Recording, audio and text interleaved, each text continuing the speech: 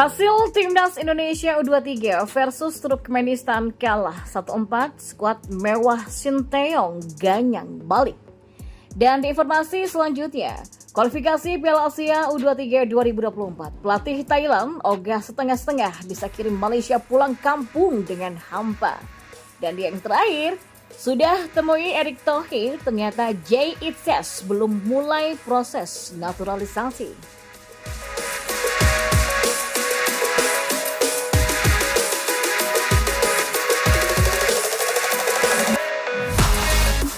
Di informasi yang pertama, hasil tim nasional atau Timnas U23 versus Turkmenistan U23 cukup menyakitkan dan akan dibayar kontan oleh Sinteyong.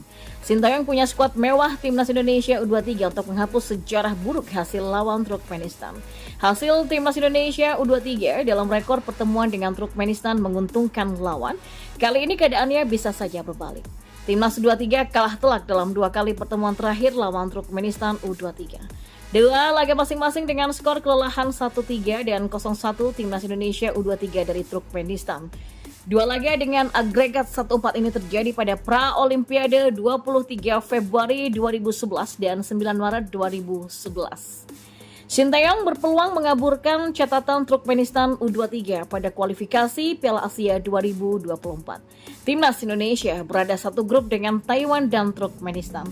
Sinteyong sukses mengantarkan Timnas Indonesia U23 menghajar Taiwan dengan skor 9-0.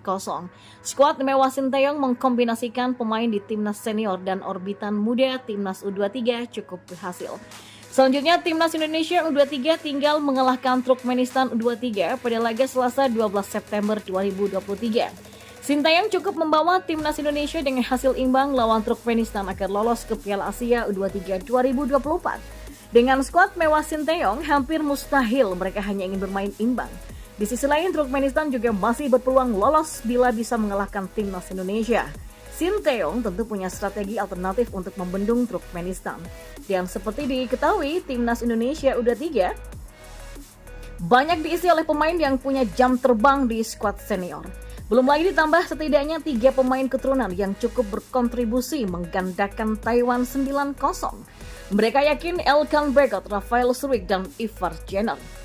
Timnas Indonesia juga masih diisi nama-nama beken seperti Pratama Arhan, Alfian Dewangga, Witan Sulaiman, Ramadan Sananta, Hernando Ari, dan juga lainnya. Terlebih, Sinteyong juga baru saja membuat Timnas Indonesia senior mengalahkan Turkmenistan pada laga FIFA Matchday dengan skor 2-0.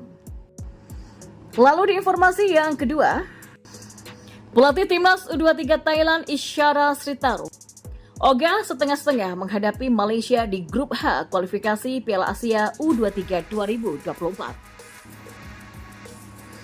Laga antara Thailand dan Malaysia akan digelar di Chonburi Stadium Chonburi pada Selasa 12 September 2023. Laga tersebut bakal menjadi penentuan siapakah dari ketua tim itu yang lolos ke Piala Asia U23 2024 di Qatar. Pasalnya hanya ada 11 juara grup dan 4 runner-up terbaik yang akan lolos. Saat ini Thailand sendiri sudah memimpin klasmen grup H dengan 6 poin. Malaysia di posisi kedua juga dengan 6 poin. Akan tetapi Thailand punya selisih gol plus 8, sementara Malaysia hanya plus 6. Dan untuk laga penentuan, pelatih Timnas U23 Thailand Isyara Sritaro tidak ingin setengah-setengah.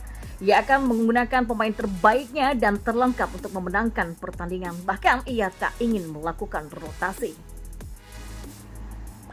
Laga berikutnya melawan Malaysia, kami ingin mendapatkan hasil yang terbaik. Kami ingin menang dan menggunakan pemain terbaik dan terlengkap kami. Tidak akan ada rotasi karena kami akan fokus utama pada turnamen ini. Bersorak adalah dukungan yang baik, kata Isyara Sritaro. Saya berharap akan ada banyak penggemar sepak bola yang datang untuk bersorak, ujarnya lagi. Ya, posisi Malaysia kini di bibir jurang, mau tak mau mereka harus mengalahkan Thailand untuk lolos ke Piala Asia U23 2024. Jika Thailand menang, maka hasil itu bisa mengirimkan tim besutan El Farasan itu pulang ke Malaysia dengan tangan hampa. Jika Thailand memenangi pertandingan, maka tim muda Gajah Perang pun akan lolos. Sementara Malaysia akan finish sebagai runner-up di grup H. Akan tetapi untuk menjadi salah satu dari 4 runner-up terbaik nampak akan sulit bagi Malaysia untuk lolos lewat jalur tersebut. Pasalnya saat ini Malaysia ada di posisi kelima klasmen runner-up terbaik. Itu artinya Malaysia masih bergantung dengan hasil dari tim-tim lainnya. Pilihan paling aman bagi Malaysia hanyalah meraih 3 poin melawan Thailand. Dan di informasi yang terakhir, sudah temui Erick Thohir, ternyata Jay Itzes masih belum proses naturalisasi. SK PSSI Andri Erawan mengatakan bahwa proses naturalisasi bek tengah keturunan Belanda Indonesia itu masih dipikirkan lebih lanjut oleh PSSI. Jay Itzes merupakan bek tengah keturunan Indonesia yang berkarir di Belanda. Sang pemain berusia 23 tahun sedang memperkuat Venezia, klub asal Italia yang berkiprah di kasta kedua. Pada pekan lalu, Jay Itzes sudah menemui Ketua Umum PSSI Erick Thohir.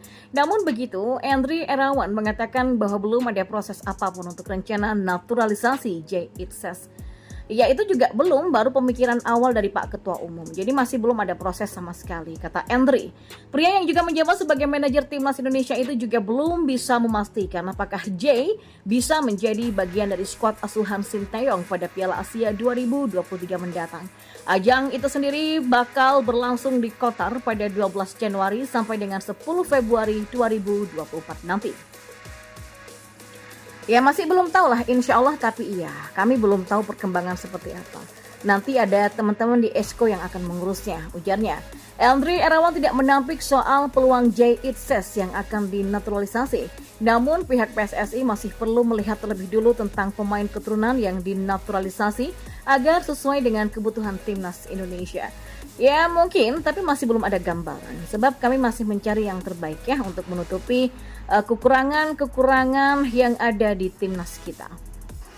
Hasil minor didapatkan Korea Selatan dalam tur Eropa selama FIFA Matchday. Korea Selatan ditahan imbang 0-0 oleh Wales di Stadion Cardiff pada Jumat 8 September kemarin. Hasil imbang ini memperpanjang hasil minor pelatih Korea Selatan Jurgen Klinsmann. Dia belum pernah menang selama memimpin Korea Selatan dengan catatan 3 kali imbang dan 2 kali kalah. Ini menjadi catatan terburuk selama 31 tahun Korea Selatan di laga internasional. Bahkan Sinteyong pun berhasil memenangkan laga perdananya saat memimpin Korea Selatan di pertandingan kelimanya. Dilansir dari laman Ocean, skuad Korea Selatan berisi pemain yang mumpuni yang bermain di Eropa. Sebut saja Kapten tim Son Heung-min dari Tottenham Hotspur, Hwang Hee-chan dari Wolverhampton, lalu ada Yang Hyun-jun dari Celtic dan Kim Ji-soo dari Brentford. Bahkan pemain yang dipanggil dalam agenda FIFA Matchday kali ini pun berada di masa emas mereka. Sehingga dengan penampilan pemain di klub dan bergabung dengan timnas, tentu saja Korea Selatan patutnya mendapatkan kemenangan. Netizen Korea Selatan pun membandingkan kinerja Jurgen Klinsmann dengan Sinteyong. Apalagi saat pertandingan selesai, Klinsmann justru meminta jersey dari Aaron Ramsey ketika suasana tim memburuk. Hal ini membuat Klinsmann disodorkan pertanyaan soal alasannya meminta jersey Ramsey tersebut. Ternyata anaknya Jonathan Klinsmann memintanya untuk mendapatkan jersey Ramsey. Sontak saja hasil pertandingan ini pun dibandingkan dengan Sinteyong. Sinteyong mendapatkan tanggung jawab sebagai pelatih dari Korea Selatan U20. Sinteyong yang berhasil mendapatkan kemenangan perdananya saat laga kelima internasionalnya. Bahkan Sinteyong berhasil menaklukkan Jerman di laga terakhirnya di Piala Dunia 2018 lalu. Dia sepertinya tidak punya taktik. Apa yang dia lakukan di ruang ganti saat turun minum? Hanya memercikan air saja pada pemain, kata netizen Korea.